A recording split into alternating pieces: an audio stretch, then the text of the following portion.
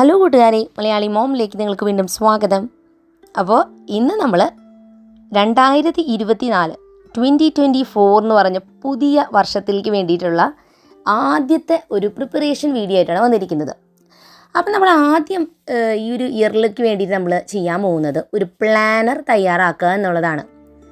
Planar എന്ന് വെച്ചാൽ എന്താണ്? നമ്മുടെ ലൈഫ് നമുക്ക് പ്ലാൻ ചെയ്ത് വെക്കാൻ, പല പല തീരുമാനങ്ങൾ എടുക്കാൻ, അല്ലെങ്കിൽ ഒരു ദിവസത്തെ കാര്യങ്ങൾ എഴുതി വെക്കാൻ, നമ്മുടെ ആ ദിവസം എങ്ങനെയുണ്ടായിരുന്നു നോട്ട് ചെയ്യാൻ, ഇതിനൊക്കെയാണ് ഒരു പ്ലാനർ നമ്മൾ യൂസ് ചെയ്യുന്നത്. ഓരോരുത്തരുടെ പർപ്പസ് അനുസരിച്ച് വേണം നമ്മൾ പ്ലാനറിൽ എന്തൊക്കെ എഴുതണമെന്ന് നിശ്ചയിക്കാൻ. ഞാനിപ്പോൾ ഈ പ്ലാനർ വരയ്ക്കുമ്പോൾ ഒരു ബേസിക് ആയിട്ട് ഒരാൾക്ക് പ്ലാനർ ആദ്യമായിട്ടൊക്കെ സ്റ്റാർട്ട് ചെയ്യുന്നവർക്ക്, അല്ലെങ്കിൽ സിമ്പിളായിട്ട് പ്ലാനർ എങ്ങനെയായിരിക്കും ആ ഒരു രീതിയിലാണ് നമ്മൾ ഇന്ന് എഴുതി കാണിക്കുന്നത്. ഓരോരുത്തരെയും പ്രിഫറൻസ് അനുസരിച്ചും എഴുതുന്നതനുസരിച്ചും നിങ്ങൾക്കിതിൽ കൂടുതൽ കാര്യങ്ങൾ ചെയ്യാവുന്നതാണ്. പ്ലാനർ വരയ്ക്കാനായിട്ട് ശരിക്കും നമ്മൾ പ്ലാനർ ഇപ്പോൾ ഒരു ബുള്ളറ്റ് ജേർണലിംഗ് എന്നൊക്കെ പറയുമോ, അല്ലെങ്കിൽ പ്ലാനിങ് അല്ലെങ്കിൽ ബുള്ളറ്റ് ജേർണലിംഗ് എന്നൊക്കെ പറയുമ്പോൾ അതിന് വേണ്ടി ഉപയോഗിക്കുന്ന ബുക്കിനെ പറയുക ഗ്രിഡ് ജേർണൽ അല്ലെങ്കിൽ ഗ്രിഡ്സ് ഉള്ള നോട്ട്ബുക്ക് എന്നാണ് പറയുക. അതായത് ആ നോട്ട്ബുക്കിൽ ചെറിയ ചെറിയ ഡോട്ട്സ് ഉണ്ടായിരിക്കും, ചെറിയ ചെറിയ ബ്ലാക്ക് ഡോട്ട്സ്. പക്ഷേ അത് കുറച്ച് വിലയുണ്ടായിരിക്കും ആ ബുക്കിന്, സാധാരണ ഒരു നോട്ട് ബുക്കിന് വെച്ച് നോക്കുമ്പോൾ. അപ്പോൾ നിങ്ങൾ ആദ്യമായിട്ടാണ് പ്ലാനർ തയ്യാറാക്കണമെന്നുണ്ടെങ്കിൽ, നിങ്ങൾക്ക് അങ്ങനെ ഒരു ബുക്കിലൊന്ന് ഇൻവെസ്റ്റ് ചെയ്യേണ്ടതെന്നുണ്ടെങ്കിൽ സാധാരണ ഒരു വൈറ്റ് പേജുള്ള ബുക്ക് എടുത്താലും മതി. വൈറ്റ് പേജുള്ള ബുക്ക് എടുക്കുമ്പോൾ നമുക്ക് പടങ്ങളൊക്കെ വരച്ച് കുറച്ച് അട്രാക്റ്റീവ് ആക്കാൻ ഇത്തിരി കൂടി ഭംഗി കൂടുതൽ തോന്നും. ഇനി അതുമല്ല, നിങ്ങളുടെ കയ്യിൽ പഴയ നോട്ട് ബുക്സ് ഉണ്ടെങ്കിൽ അതിൻ്റെ പേജസ് എടുത്തിട്ട് ഒരു ബുക്കാക്കാം, ഇല്ലെങ്കിൽ ലൈനുള്ളൊരു ബുക്കിൽ വരച്ചാലും ഒരു കുഴപ്പമില്ല. പ്ലാനർ എന്ന് പറയുന്നത് നമ്മൾ പ്ലാൻ ചെയ്യാൻ വേണ്ടിയിട്ടാണ് നമ്മുടെ ലൈഫ്. അത് കുറേ ഭംഗിയാക്കി അട്രാക്റ്റീവ് ആക്കി വെക്കുന്നതിലല്ല കാര്യം. അത് നമ്മുടെ ഒരു ദിവസം പ്ലാൻ ചെയ്യാൻ കൃത്യമായിട്ട് നമ്മൾ ഉപയോഗിക്കുമ്പോഴാണ് ആ ഒരു ബുക്കിന് ഒരു വാല്യൂ ഉണ്ടാവുന്നത്.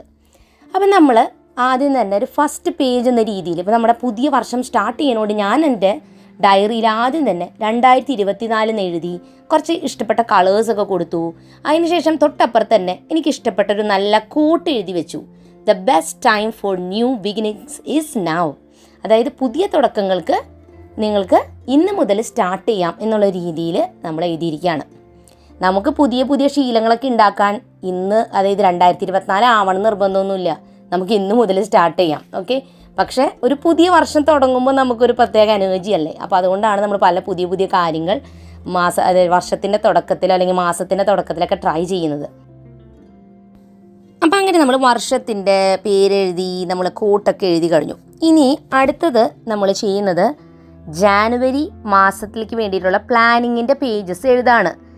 ഈ ഒരു കാര്യം ഞാൻ എല്ലാ മാസവും ചെയ്യുന്നതാണ്. നമ്മൾ 3 വർഷത്തോളമായി എൻ്റെ ഒരു ഓർമ്മ നമ്മൾ പ്ലാനിങ്ങിൻ്റെ വീഡിയോസ് ഇതുപോലെ ചെയ്യാൻ തുടങ്ങിയിട്ട്. അത് പല പല വ്യത്യസ്തമായ ആശയങ്ങളിലാണ് നമ്മളിങ്ങനെ പ്ലാനർ തയ്യാറാക്കിക്കൊണ്ടിരിക്കുന്നത്. അപ്പോൾ ജാനുവരി മാസത്തെ പ്ലാനർ നമ്മൾ എടുത്തിരിക്കുന്ന തീം അല്ലെങ്കിൽ ആശയം എന്ന് പറയുന്നത് ഫയർ വർക്ക്സ് ആണ്. അതായത് നമ്മൾ ഉത്സവത്തിനും പെരുന്നാൾക്കൊക്കെ പോകുമ്പോൾ കാണുന്ന വർണ്ണമഴ, അല്ലെങ്കിൽ അമിട്ടിങ്ങനെ വിരിയില്ലേ പല പല അടിപൊളി കളേഴ്സിൽ. അപ്പോൾ അത് കാണുമ്പോൾ നമുക്കൊരു പ്രത്യേക സന്തോഷമാണല്ലേ. അപ്പോൾ അതുകൊണ്ട് ന്യൂ ഇയറും അല്ലെങ്കിൽ സെലിബ്രേഷൻ എന്നൊക്കെ പറയുമ്പോൾ അതിന് എനിക്ക് തോന്നിയ ഒരാശയമാണ് ഫയർ വർക്ക്സിൻ്റെ തീം വരയ്ക്കാമെന്ന്. നിങ്ങൾക്ക് ഇഷ്ടമുള്ളത് വരയ്ക്കാം കേട്ടോ. ഫ്ലവേഴ്സ് വരയ്ക്കാം, ഐസ്ക്രീം വരയ്ക്കാം, കേക്ക് വരയ്ക്കാം. ഞാൻ കുറേ എണ്ണം ഇതിന് മുൻപും ഒരു 3 വർഷമായിട്ട് വരയ്ക്കുന്നതുകൊണ്ട് ഒരുപാട് വ്യത്യസ്ത ആശയത്തിൽ വരച്ചിട്ടുണ്ട്. അതിൻ്റെ വീഡിയോസ് എല്ലാം നമ്മുടെ ചാനലിൽ കിടക്കുന്നുണ്ട്. ഞാൻ അതൊരു പ്ലേലിസ്റ്റ് പോലെ ഓരോ വർഷത്തെ, അതായത് 2020, 2021 അങ്ങനെ എന്താ പറയുക പ്ലേലിസ്റ്റ് ആക്കി വെച്ചിട്ടുണ്ട്. അപ്പോൾ അതിൽ ഓരോ മാസത്തെയും നിങ്ങൾക്ക് എടുത്തു നോക്കിയാൽ പുതിയ പുതിയ ആശയത്തിലുള്ള പ്ലാനേഴ്സ് കാണാം. അതുപോലെ നിങ്ങൾക്ക് വരയ്ക്കാം. അതുപോലെ നമ്മുടെ സബ്സ്ക്രൈബേഴ്സും നമുക്ക് പിക്ചേഴ്സ് അയച്ചു തരാറുണ്ട്, ഓരോ മാസവും പ്ലാൻ ചെയ്തതിൻ്റെയൊക്കെ പിക്ചേഴ്സ് അല്ലെങ്കിൽ പ്ലാനറിൻ്റെ. അപ്പോൾ നിങ്ങൾക്കും അതുപോലെ പിക്ചേഴ്സ് അയച്ചു തരാം. അതിനുള്ള മെയിൽ ID ഞാൻ അയക്കാം. malayalimomcrafts@gmail.com എന്ന മെയിൽ IDയിലോട്ട് 5 പിക്ചേഴ്സ്, 5 or 6 പിക്ചേഴ്സ് മാക്സിമം നിങ്ങളുടെ പേര് സഹിതം മെയിൽ ചെയ്യുക. നമ്മുടെ പ്ലാനറിൻ്റെ വീഡിയോ പോസ്റ്റ് ചെയ്യുന്ന സമയത്ത് ഞാൻ ആ ഫോട്ടോസ് ഉൾപ്പെടുത്തും. അതോടൊപ്പം നിങ്ങളുടെ മെയിലിന് ഞാൻ ആ സമയത്താണ് റിപ്ലൈ തരാം.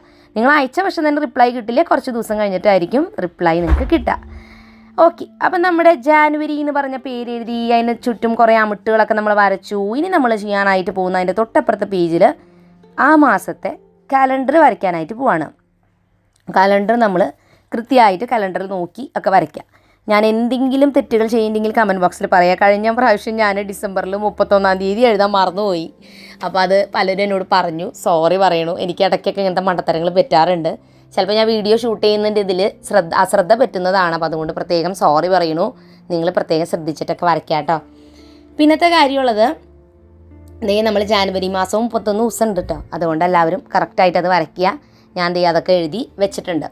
തൊട്ട് താഴെ ഒരു ബോക്സിൽ ഞാൻ ഇവൻറ്റ്സെന്നും ബർത്ത്ഡേയ്സെന്നും എഴുതിയിട്ടുണ്ട്. അതായത് ആ മാസം പ്രത്യേകമായിട്ട് വരുന്ന കാര്യങ്ങൾ എടുത്തെഴുതാൻ വേണ്ടിയിട്ടുള്ളൊരു സെക്ഷനാണ്. ചിലപ്പോൾ എക്സാം വരുന്നുണ്ടാവും, പെരുന്നാൾ വരുന്നുണ്ടാവും, കല്യാണം വരുന്നുണ്ടാവും, അല്ലെങ്കിൽ ബർത്ത്ഡേയ്സ് വരുന്നുണ്ടാവും. അത് എഴുതാൻ നിങ്ങൾക്ക് വേറെ എന്തെങ്കിലും എഴുതാനാണ് ഇഷ്ടം എന്ന് വെച്ചാൽ അത് എഴുതാം. ഞാൻ വളരെ സിമ്പിളായിട്ട് എൻ്റെ പ്ലാനർ വെക്കുക. കാരണം എനിക്ക് ഒരുപാട് എഴുതാനൊക്കെ മടിയാണ്.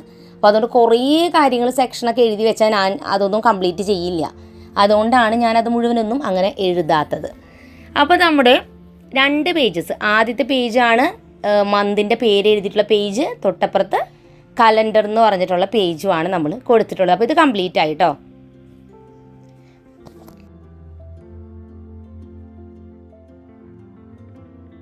ഇനി നമ്മൾ അടുത്ത പേജിൽ, ഈ ഒരു പേജിൽ ഞാനെല്ലാം പെൻസിലുകൊണ്ട് ഔട്ട്ലൈൻ ചെയ്ത് വെച്ചിട്ടുണ്ട്. കാരണം വീഡിയോ ചെയ്യുമ്പോൾ അല്ലെങ്കിൽ എനിക്ക് ഭയങ്കര ബുദ്ധിമുട്ടായിരിക്കും. അതുകൊണ്ടാണ് ഞാൻ ഔട്ട്ലൈൻ ചെയ്തത്. നിങ്ങൾക്ക് ഔട്ട്ലൈൻ ചെയ്യണമെങ്കിൽ ചെയ്യേണ്ട, ഒരു കുഴപ്പമില്ല.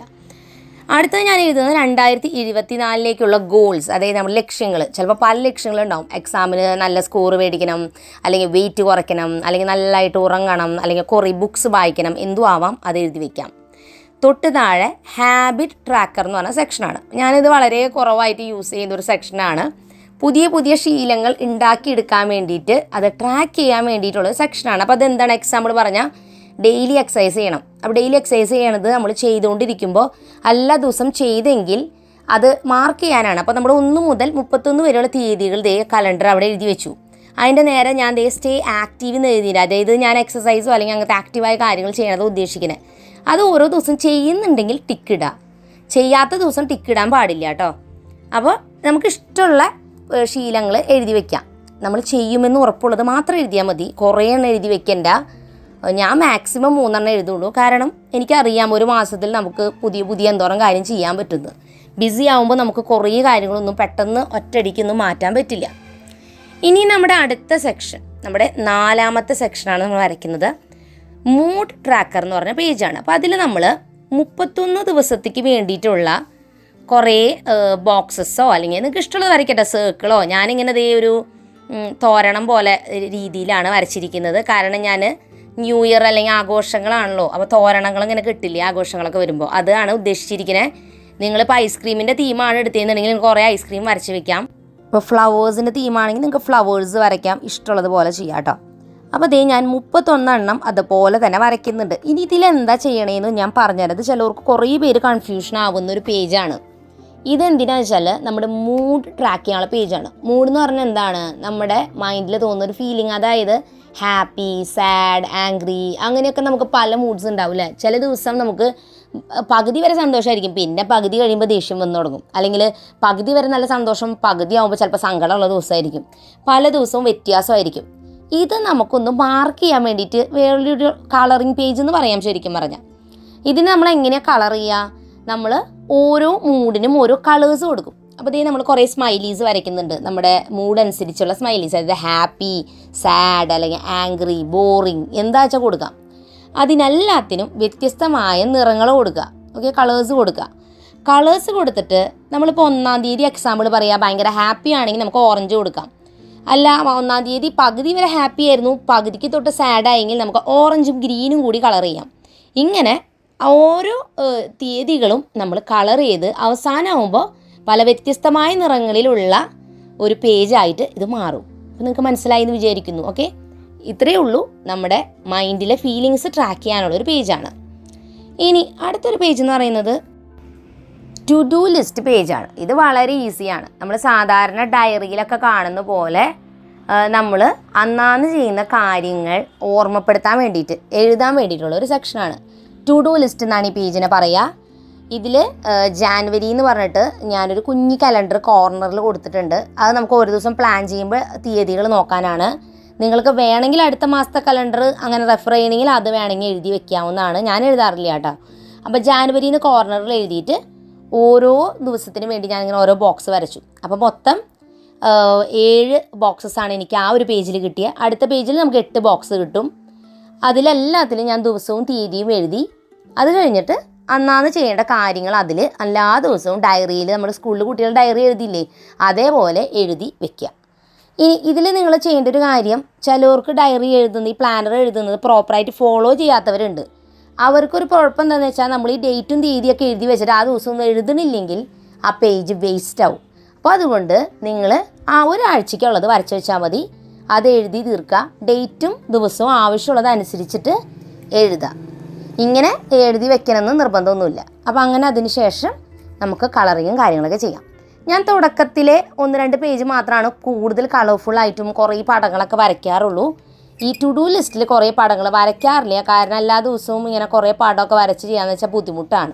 അപ്പോൾ അതുകൊണ്ട് നമ്മളിത് ഇതേപോലെ സിമ്പിളായിട്ട് കുറച്ച് ലൈൻസൊക്കെ വരച്ച് മാസവും തീയതിയും ദിവസങ്ങളൊക്കെ എഴുതി ഓരോ ദിവസവും നമുക്ക് ചെയ്യേണ്ട കാര്യങ്ങൾ എഴുതാം. ഇനി ഞാൻ പെൻസിൽ കൊണ്ട് ഔട്ട്ലൈൻ ഇട്ടിരുന്നത് കൊണ്ട് ഞാനതെല്ലാം മായ്ച്ച് കളയാണ്.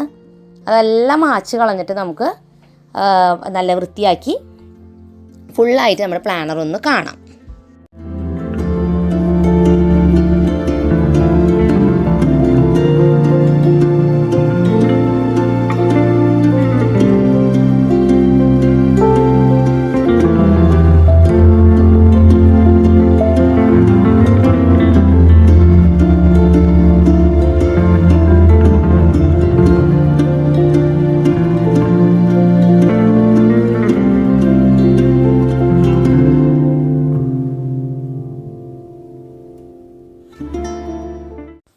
അപ്പോൾ നമ്മുടെ സബ്സ്ക്രൈബേഴ്സ് പിക്ചേഴ്സ് അയച്ച് തന്നിട്ടുണ്ട്. അതൊക്കെ നമുക്കൊന്ന് കാണാം. സെഹന ഡിജിറ്റൽ പ്ലാനർ അയച്ചു തന്നിരിക്കുന്നത്. നീതു ബുക്ക് മാർക്സ് നമ്മുടെ ചാനലിൽ കണ്ടിട്ട് വേറെ മോഡലിലാണ് ഉണ്ടാക്കിയിരിക്കുന്നത്. ശ്രേയ ഡിസംബർ മാസത്തെ പ്ലാനർ അയച്ചു തന്നിട്ടുണ്ട്. അപ്പോൾ ഇത്രയും പേരാണ് നമുക്ക് പ്ലാനറിൻ്റെ പിക്ചേഴ്സ് അയച്ചു തന്നത്. അപ്പോൾ അടുത്ത പ്രാവശ്യം തീർച്ചയായിട്ടും നിങ്ങളെല്ലാവരും പ്ലാനർ പ്രിപ്പയർ ചെയ്യുക. വളരെ ഈസിയാണ് ജാനുവരി മാസത്തെ പ്ലാനർ. എല്ലാവരും അയച്ചു തരാം. അപ്പോൾ പുതിയൊരു നല്ല വീഡിയോ ആയിട്ട് വീണ്ടും നമ്മൾ വരുന്നതായിരിക്കും. അതുവരെയ്ക്കും എൻ്റെ എല്ലാ കൂട്ടുകാർക്കും bye bye and take care.